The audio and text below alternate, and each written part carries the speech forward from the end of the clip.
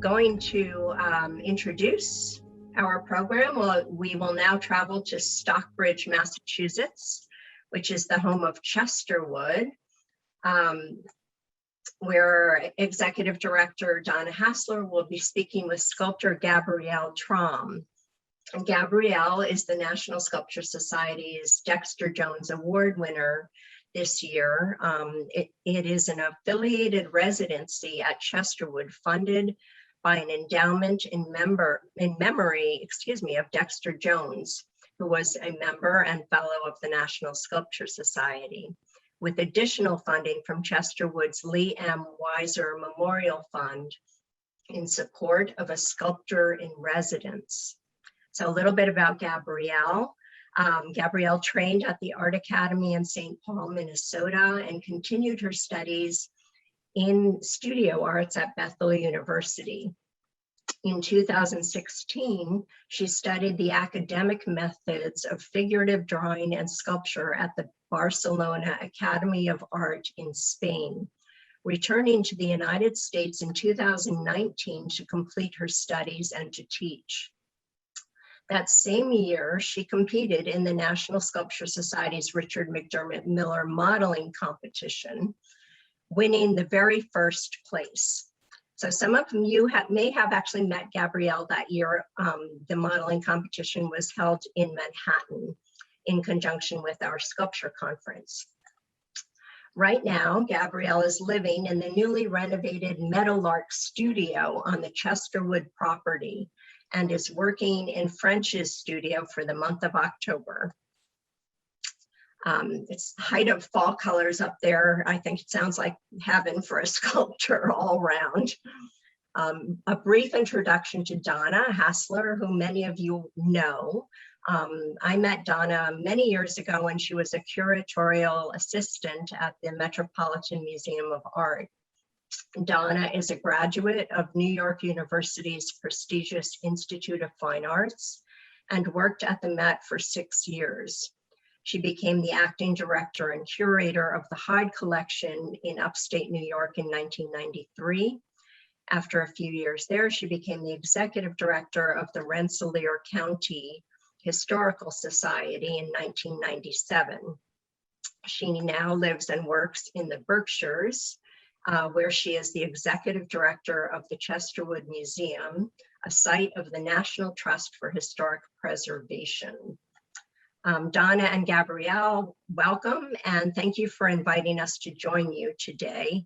I'm going to spotlight you and ask that everyone just please remain muted and ask any questions you might have in the chat room, and we'll open it up to more of a conversation at the end if anyone has any questions or comments. And let me just, Donna, I think you'll just need to, I think you are unmuted, and there we go. Welcome. Thank you, Gwen. It's a pleasure to be here with all of you this evening and to have this conversation with Gabrielle Trom, who is sitting next to me in my office here at Chesterwood. And I wanted just to take this opportunity to thank the National Sculpture Society for initiating this pilot program for this affiliated fellowship with Chesterwood. I think it's a wonderful opportunity to bring, in this case, an emerging sculptor to Chesterwood to have the experience of living and working at a site of a sculptor that all of you are familiar with, and also to share her experiences with others. We are open to the public.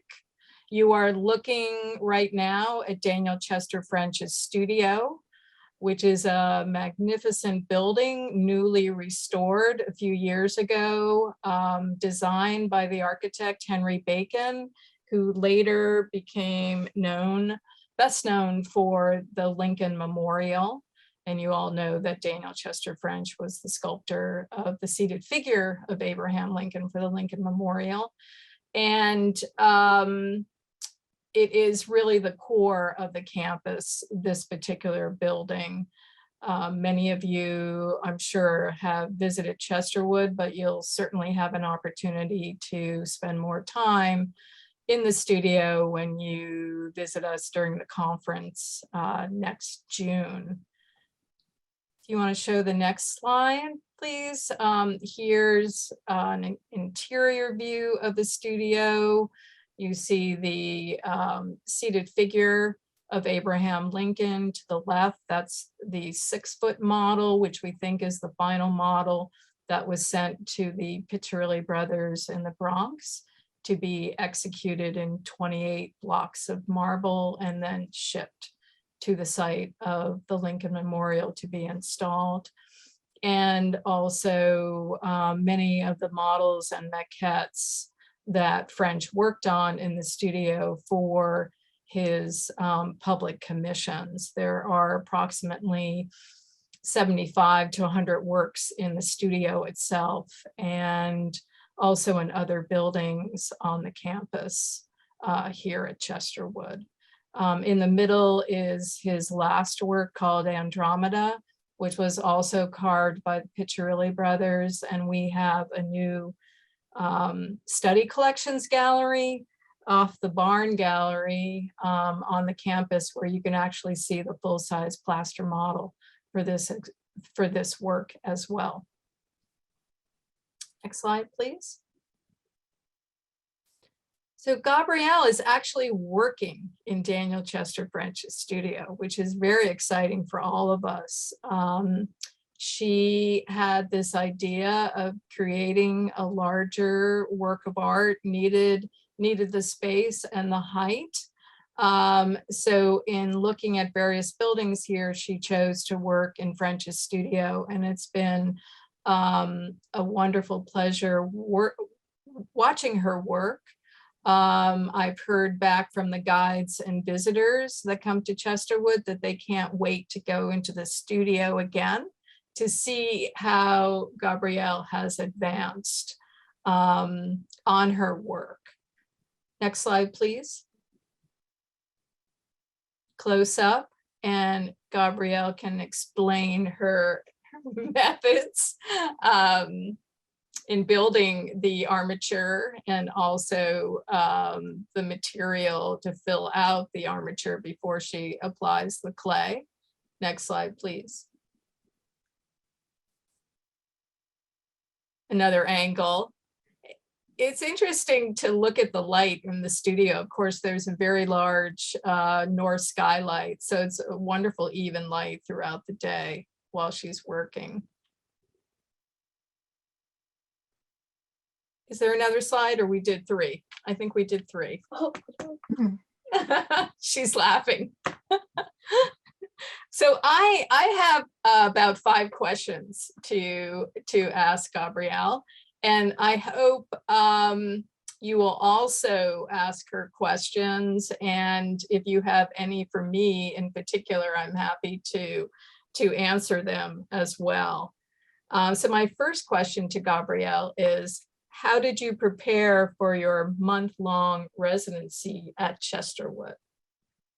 Wow. Hi, everyone. Thank you for this invitation and for this whole opportunity. And a bit sorry that all you get to see is this horrific foam. But about your question, preparing for this month has been a journey since we originally had the residency was scheduled in 2020, and I was in Barcelona at the time, and a whole lot of crazy has happened since then. And most recently, over the last year, just since I moved back to the States, working a bunch of odd jobs, but I chose to work on this particular sculpture, Gorgons, because it's something that I've been working on for a couple of years, that I designed the composition for and the concept. And to be honest, with everything that happened with COVID and the pandemic and everything, this sculpture seemed pretty appropriate. That's very interesting. So you had thought about the theme for the sculpture before you came to Chesterwood. So you had gathered all the materials that you needed for the most part before you even came to Chesterwood.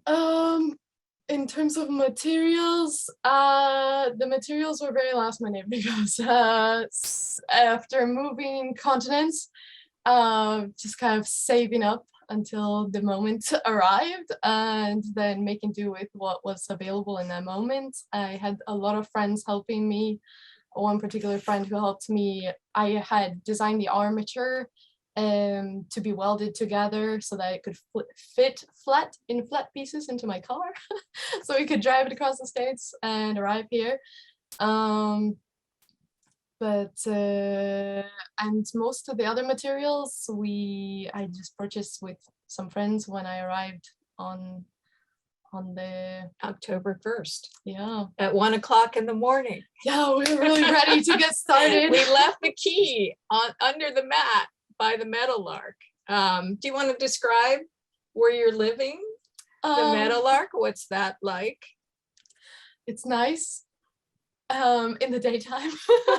It was really terrifying arriving there in the middle of the night in the woods. But no, it's beautiful.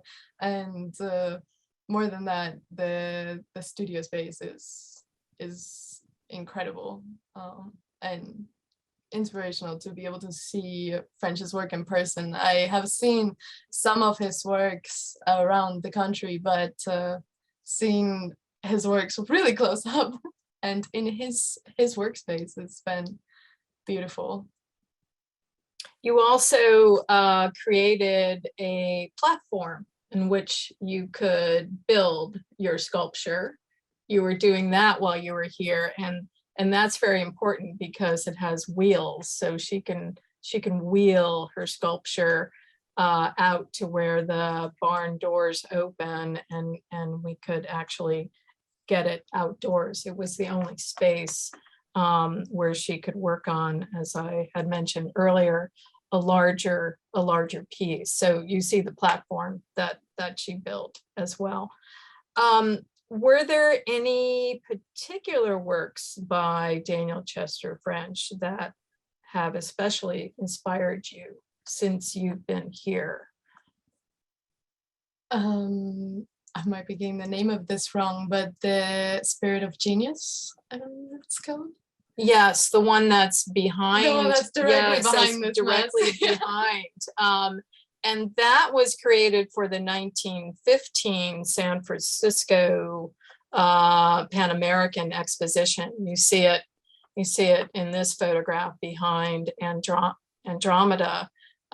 It's a androgynous figure, winged figure, and in the final work, Adam and Eve are on either side of the Spirit of Genius, but it was never completed in a final material for the exposition. It was in a material called staff, which is basically straw and plaster. So it was never put in a permanent medium, and here's the model for it behind you. What in particular inspires you or do you find intriguing about this work? Well, I love the story of it, but also I definitely enjoy this this androgynous aspect to the figure, and I think it's a pretty great combination of a lot of the things that French was into in terms of like he enjoyed making the wings, and obviously his center, like his focus was on figurative work.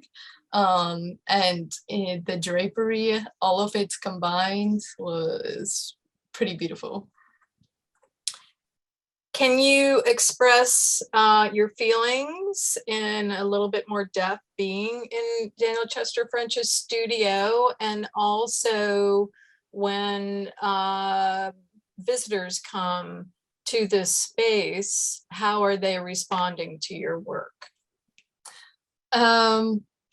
I think one of the best things about being in the studio is just appreciating the design that went into it. Having moved constantly all over the place, and being in a lot of different spaces, it is fantastic to see a studio that has been specifically designed for sculpture and large sculptures, and taking into consideration the lighting and just the creating like an atmosphere of focus, which is definitely accomplished here. And yeah, questions about the sculpture from the tours have primarily, as you see, we only have, well, the sculpture is much further along now than what you see in the photos. But we're on today is like day 8, I believe, of the sculpture. We got into the studio on a Tuesday. And erected the armature the next day, and it's just been a process of getting the foam on here. The tours, their main questions have been about the foam. What is that? It looks like popcorn. And the reason for the foam is because since this whole thing has to get out of the studio at the end of the month, one way or another, trying to keep it lightweight because it is massive. And even with the large amount of foam underneath the sculpture, the amount of clay going onto this is going to be approximately a solid ton. So trying to lighten the load here. The other question has been about the armature butterflies, because they're a bunch of clothespins and people have no idea what they're for, and it's pretty entertaining to explain how they function as anchors for the clay. But those have been the main questions. It's been nice to see now that the clay is on and the faces are starting to appear. People are able to look at the images of the maquettes that I have set up in the studio space, and they're able to read about what is the project and the concept behind it. And I think they appreciate it a lot more. And so people are wanting to come back to see the end result, which is exciting. And you are taking photographs of this whole process and posting them on Instagram, correct? Yeah. Yeah. And are people responding to the posts? Yeah. I don't typically post a whole lot on social media, especially in the last years. It's not making a whole lot of projects, so there's not a whole lot of people paying attention to the social media. But definitely got some people contacting to ask, especially in the beginning stages of the sculpture, like what is happening? What is this huge project? Where are you? And it's pretty entertaining to be able to say, wow, well, he's in the studio of Daniel Chester French. It's pretty fun. That's great. Can you share with your fellow sculptors any last thoughts about your residency, and what do you hope to achieve before the end of October? Well, ideally, I wish I could sell the sculpture, but what I really just wanted to be able to accomplish was to be able to make the sculpture. So having this 1 month solely dedicated to sculpting has been a gift, really. That's wonderful to hear. And we try, when artists visit, not to have a specific agenda for them. We really hope to give them time and space to work more than anything else. And I think we asked Gabrielle just last weekend to do a demonstration in the studio of relief modeling, actually. And she has finished a small relief after one of Daniel Chester French's works, just of the head of a model for one of his funerary monuments, but specifically the model was his daughter, Margaret French. So it's a wonderful profile of her face. And we asked her to conduct this interview today. So those are the only two really programmatic things that we asked Gabrielle to do. And we hope that she has as much time as she needs while she's in residence to complete the project to a point where she feels that she can either sell it or bring it back with her in part. No, you don't think it's going to fit in your car. Well, we'll discuss that at the end of the month. Are there any other last thoughts or questions you have or would like to pose to your fellow sculptors? Oh, wow. I've never tried to sell a sculpture, especially a massive sculpture. And ideally, this particular case would be more of an auction. And to be honest, I have no idea how to even approach that. And my focus has just been purely on the sculpture. And I haven't the least clue of how you would go about auctioning something like that. So if anyone has a recommendation, please email me. That would be great. But otherwise, yeah, no. So I don't want to interrupt, but there are a couple of questions in the chat room. Great. And Wesley is asking whether you're working from a maquette, and if so, can you show us? And then Anne Brown is asking what the material is, which you answered, and what will the finished piece be? Yeah, I don't know how I can show you on here, but if you were to look at my Facebook or Instagram, you'll be able to see a few versions of the maquette. This particular sculpture has lived and died like 3 times. But the project is gorgons, so each face represents one of the gorgons. It is a 3-faced portrait, a massive 3-faced portrait. So one side representing Medusa, the mortal gorgon, and it's ideally. Sorry to interrupt. Is that one of them? Yeah, this Okay. is the face of Medusa. So if you can't see, but if you walk into a space, ideally, if you were to see the sculpture now, you would walk into the space and see this side of the sculpture, and it looks beautiful.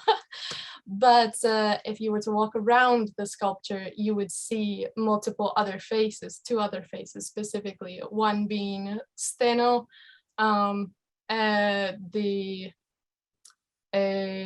well, actually, I should say first you would see Uriel, which represents like fear and grief. And if you walk further around, you'll see Steno, which represents like cynicism. And then when you fully walked around the sculpture, you have a very different understanding of what the beauty on this side is, because it's in the end is only a mask or a front, no? So I don't know if you can see, like on my Facebook, there is one image where you can see one of the first maquettes with all 3 faces seeing, but with some mirrors. But that is what the concept, the composition would be. I don't know. So we need to do a follow-up interview at the end of the month. But or in November perhaps, or post some of those images on your new website. Some other questions? Gwen? Absolutely. Are there any other questions for Gabrielle or Donna? I have one myself. Great. But I don't want to be the last. I mean, if somebody wants one. So Gabrielle, you're the perfect example of a success story, what we can achieve at the NSS. I remember when we gave you in New York a few years ago that prize. In just a matter of a few hours, you were able to execute a beautiful portrait. Not only it was a portrait, but you put your own sensibility in it, and it was really wonderful. I mean, we all had great expectation for you, And now we see you in another NSS program. So, you know, thanks to Chester Wood, also collaboration. So it's wonderful to see a young sculptor, talented, to be able to grow and achieve her dreams. It's wonderful to see, witness your joy and your big smile on the screen. I think it's going to be, I hope it's going to be contagious and inspire a lot of even younger sculptors. So, I mean, congratulations. Really, we are very, very happy to have you there. You mentioned, you know, something about once the sculpture is going to be completed, that's one of the main, I mean, you want to be a sculptor, you want to make a living out of it. So, you know, it's not obvious. And this is when the NSS, here you are a few years ago, exactly. It's great. Yes. How do you market? How do you sell your sculpture, especially a big work like this? There are different venues. We are also here to advise you and help. Myself as a president, I'm very connected in the art world. So when you're ready, don't be shy to connect with us again, reach out, and we might give you some ideas how to do it, okay? Now I have one question myself. When you make a big monumental sculpture, I mean, when you reach a certain scale, there is always a big problem, which is not the most exciting for a sculptor. It's the armature, you know, the foundation. Like you might want to build the most beautiful house in the world, but before you have to dig stuff in the ground that nobody else is going to see. It's not already exciting, but it's very, very important. So I'm a little curious because I saw at the scale of your work, and I immediately said, oh my God, it's going to be heavy once you cover it with plastiline. And you mentioned 1 ton. So have you consulted an engineer for your armature? Oh, what? An engineer. Somebody. Engineer. An engineer. No, I wish. Well, but no, I mean, I don't know. I mean, I cannot judge through the video and the sculpture what I see on my screen. I find it a little, I don't know, it looks fragile, okay? Once you put a ton on it, and especially the minute you're going to start to wheel it a little bit, you have vibrations, which are going to be intensified. So you're still at the stage now where you want to make sure it's going to be solid, okay? Because from what I see on screen, I mean, it's an advice, and this is our role as, you know, to advise you, really have a second look about your armature to make sure it's going to hold 1 ton of clay, okay? Yeah, for sure. That's very important. I'm very excited. I had seen your work on Facebook. I mean, congratulations, go ahead. You're going to have issue, problems and everything, but you will solve them and it's going to be exciting, okay? I have a question. I have a question. Many of us will be in that studio in about 8 months. Is there any way you could have the maquette sitting there so that we could look at it? The maquette, actually, none of the maquettes exist anymore. Oh, yeah. So no, I'm only working from images, and originally the sculpture was worked from, like they're all self-portraits. So I have an arrangement of mirrors in the studio to work from, but yeah, so the maquettes are not a thing, sorry. Perhaps you could leave some photographs of the completed work. I think we're all very curious. What is this going to look like, you know? Yeah. We've seen a little bit of one view of a maquette, and we've seen all the foam, but what's it going to look like? We're just dying to see it. Could you just leave some photographs of it, the completed piece? For sure, yeah. Thank you. We'll be sure to follow up. And Gabrielle, And we I mean, could also offer a profile on our website too, from start to finish. yeah, Gabrielle, exactly. I mean, start to finish. If you could, like 2 or 3 times a day, from the same angle, take a picture of your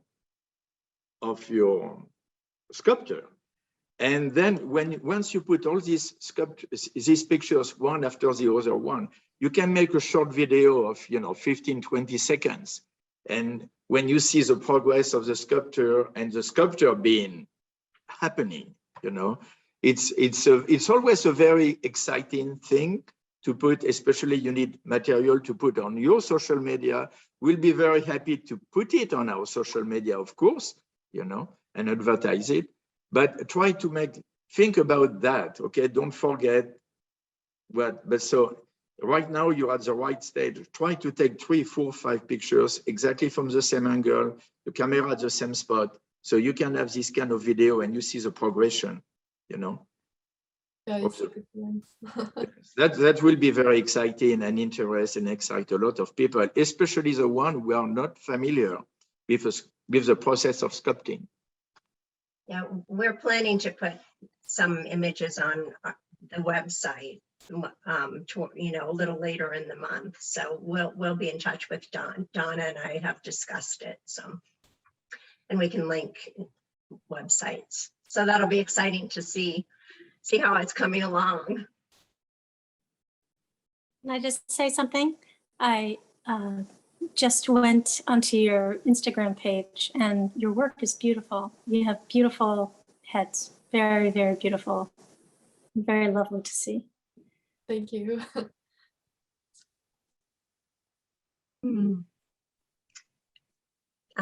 There's just one other question from Ricky Saunders asking about the clothespins, how you use the clothespins with the foam. If you want to briefly touch on that. Oh, sure.